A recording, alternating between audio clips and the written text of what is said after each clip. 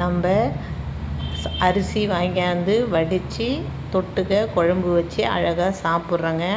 அந்த நேரம் நமக்கு பசி முடிஞ்சு போகுதுங்க.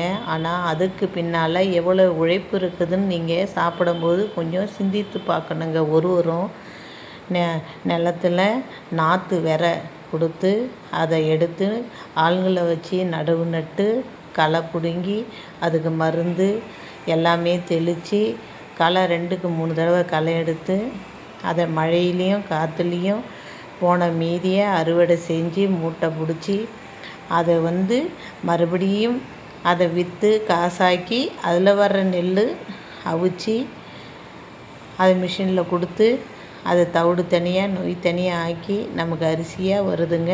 1 கிலோ இவ்வளோன்னு கொடுத்து வாங்கி நம்ம வடித்து சாப்பிட்றோங்க.